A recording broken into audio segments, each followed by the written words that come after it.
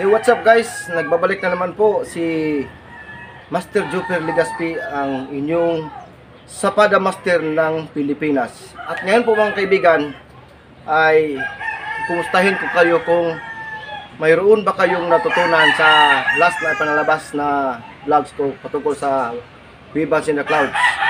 Sana ay mayroon kayong natutunan. At ngayon mga kaibigan, ituturo ko naman sa inyo ang tinatawag na Grass Sparrow's Tail.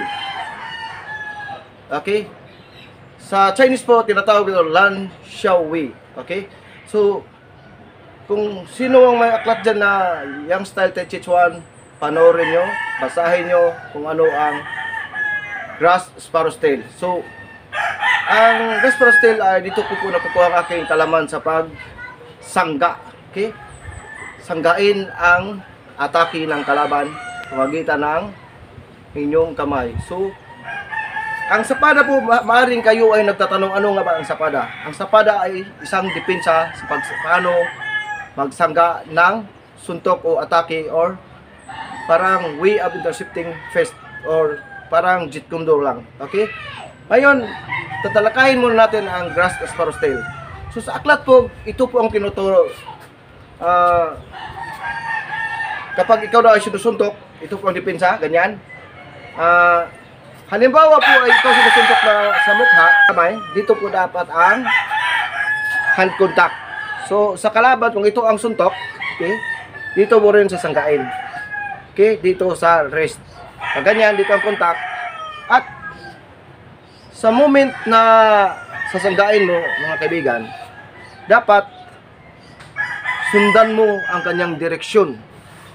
Tama po mga kaibigan, sundan mo ang direksyon, pakiramdaman mo kung saan pupunta, at dapat iiwas ka sa gitna ng pwersa, dahil kung pag ganyan, pag depensa mo, papunta sa inyo ang pwersa, siyempre matatamaan ka, dapat iiwas ka. Okay? So pag ganyan po mga kaibigan, ayan, dito papunta, dadalhin mo pa ibaba, siyempre abanti yan ang suntok. Okay? Pag ganyan, abanti yung suntok, siyempre pag ganyan, hihilain mo ng konti, dahil ang pwersa po ng kalaban ang inyong gagamitin. Ang lakas niya ang inyong gagamitin. Kunwari, pag ganyan, pag suntok ng kaibigan, ayan. Siyempre, abanti ang suntok. Pag ganyan, siyempre, abanti. Atras ka ng konti, mga kaibigan. Ayan, atras ka. Ayan. Habang ikaw atras ay, iikutan mo ang kamay para mahawakan mo. Kapag nahawakan mo, habang umabanti pang suntok, hihilain mo. Okay? Hihilain mo ang kamay ng malakas kung saan ang direksyon upang mapunta ang kalaban sa disadvantage position. Kunwari, dadalhin mo sa unbalanced position pag ganyan. So, higit na sa 90 degrees, maaaring matutumbayan ng tao, dahil tayo ay naglalakad sa 90 degrees, dahil hindi naman tayo naglalakad na ganyan. So, hihilain mo lang. Yan. Sabay iwas. Kailangan talaga na umiwas ka. Kapag ganyan, kunwari pa ganyan, hinihila mo, pakiramdaman mo ang kanyang suntok, kung saan pupunta, iiwas ka. Dapat hindi punta sa katawan mo, ikaw ang iiwas gamit ang iyong paa, iiwas ka, at hihilain mo. Siyempre naman ang paghila ng kaibigan, paghila mo, hindi ibig sabihin, hinihila mo ang suntok ng kalaban, pati ang mata mo ay nakatingin sa paghila. Yan po ang iwasan ng kaibigan, dahil ang soft style ng Tai Chi ay pinakinggan mo. Dapat, since up-touch ang ginagamit mo, sinusundan mo kanyang lakas, dapat hindi ka natamaan, iiwas ka. Kunwari, pag ganyan mo, pag depensa mo, pag iwas mo, umiwas ka dito sa kaliwa, so pinatipas mo dito sa kanan, dapat hindi ang mata mo ay nakatingin doon. Kiramdam na dapat ang tandaan mo, nakatingin ka sa kalaban. So, ulitin natin. Kung mayroon kayong partner dyan, pag ganyan, pag depensa, ayan, dinadala mo sa ibabaw, dahil matamal ka, dinadala mo sa ibabaw, sabay iwas. Okay? Subukan natin pag ganyan. Ayan. Pag iwas, ayan. Habang hinihila ng konti, ayan. Pag ihila mo, ikutan mo dahil gusto mong hawakan. Dahil kapag nahawakan mo, huwag mo nang bitawan. Yan po ang sikreto mong kaibigan. Yan lang muna ang ituturok sa inyo, huwag mo nang bitawan. Kailangan mahawakan mo ang kamay para makontrol mo ang kanyang galaw. Okay? Okay, subukan natin pag ganyan. Dahil ito ay pataas ang kamay mo, ayan, pataas to, ikutan mo. Iwasan mo na ito ay mabangga sa kamay, dapat nakatago to, ayan. Ayan. Ayan, dahil habang dito, dahil ako po ay marunong ng Wing Chun, dito po ginagamit ko rin ang sistema ng Wing Chun para may backup. Ito pong kaliwa ay backup, nandito po yung malapit sa siko at malapit sa dibdib. Pag ganyan po, ayan, pag-ikot, ikutan mo, sabay, hila. Okay? Kung kunwari, ang suntok ang punta dito, hihilain mo, sabay iwas. Ayan. Gamit ng footwork, atras ka, ayan. Hilain mo, ayan. Okay, diba? Ulitin natin. Pag dipinsa mo, ayan. Ikot, hila. Tapos pag ganyan mga kaibigan, nawakan mo na rito sa rest, itong kaliwang kamay ay nakakontrol sa siko. Para hindi ka sisikuhin, sabay, hila. Ayan, para ma-control mo ang kanyang siko, sabay, hila. So, sa moment na sinasangga mo kaibigan, sa aklat po ba ganyan, ayan. Dapat, ganyan daw. Naka-angat ng konti ang iyong kaliwang paa para pag ganyan, pagdipinsa. Ganito po ang magsasana yung style, glass sparrow style, ganyan po, ayan. Ayan. Tapos hila. Tapos, ganyan. Bukan natin. Handa na kayo? Ganyan. Taas kamay. Ikot. Atras. Hila. Ayan. Ulitin natin. Isa. Ikot. Iapak ang paa. Hila. Ayan. Isa pa nga. So, ayan nyo ako mga kaibigan. Ayan. Taas ang kamay. Habang dito ang back up. Ikot. Hilain. So, ipunta ang pwersa dito. Iwas ka dito mga kaibigan. Hila. Ito po ay nakasuporta sa siko. Ayan. Okay? Isa pa nga. Pagtas ng kamay. Ikot. Tapos, iapak ang kaliwang paa. Hila. Ayan.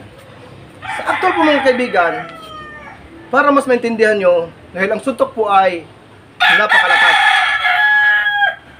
Ito po ay ginagamit ko na po sa boxing. Sa simula po ay nahirapan ako at dapat, kung ikaw ay nag-aaral ng Tai Chi Chuan, dapat magaling ka rin sumutok. Mas maganda kung ikaw din ay magaling sa boxing. Okay? Para malilito ang kalaban kung ano ba tong style na to. Boxing ba to o yung style Tai Chi Chuan. Okay? Diba? Dahil ako po ay eksperto ng combat judo karate, Wing Chun at Tai Chi Chuan. Ito po ang ituturo ko sa inyo na sabayin mo na dapat magaling kang sumuntok. Okay? So ulit natin pag ganyan mga kaibigan, taas ang kamay. Dahil po, kailangan po to ng tamang distansya. Ito po ay hindi ka ganyan magdepensa naka-posisyon dito agad. Hindi ito pwede mga kaibigan dahil matatamaan ka. Dapat tinitingnan mo kung maaari kang matatamaan, iwas ka na kagad. Ayan. Okay? Dapat kailangan to ng footwork. Atras ka ng konti. Ayan. Pag nakita mo na parang matatamaan ka na, atras ka. Dito muna apply nyo.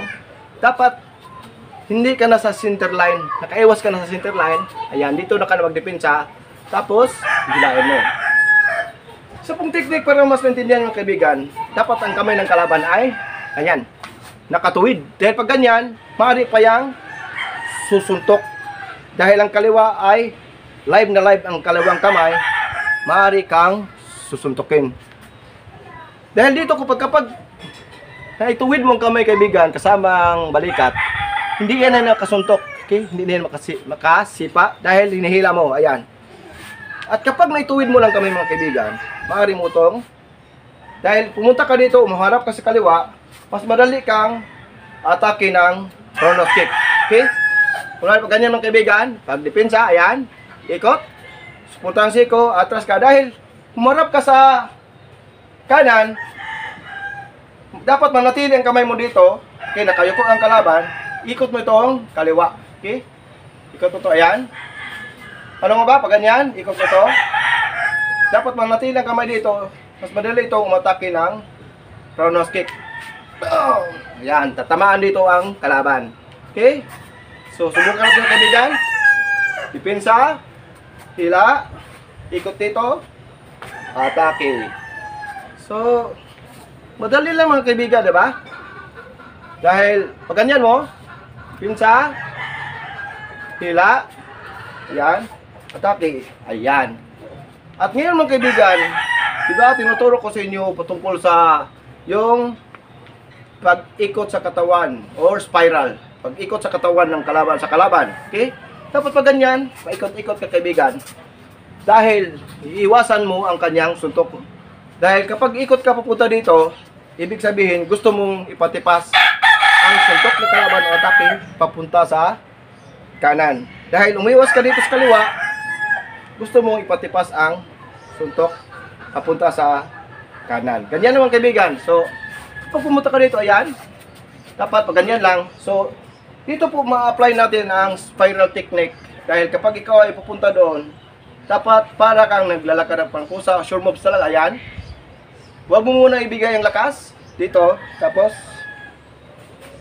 50%, tapos punta ka dito.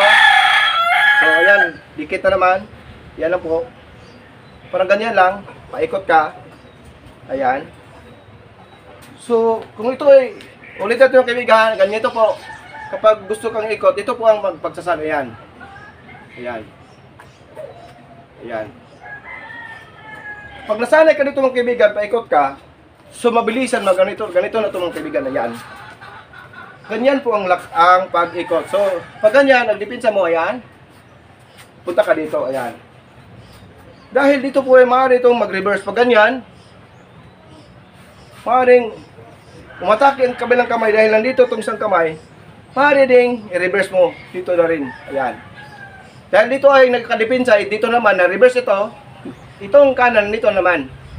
Maaring paghila mo kabigan, ika na naman ang iiwas sa kanan, habang ang atake pinalapas mo sa kaliwa. Pag ganyan po kaibigan, reverse ka, ayan, dito na naman hihilain at maaari kang sisipa.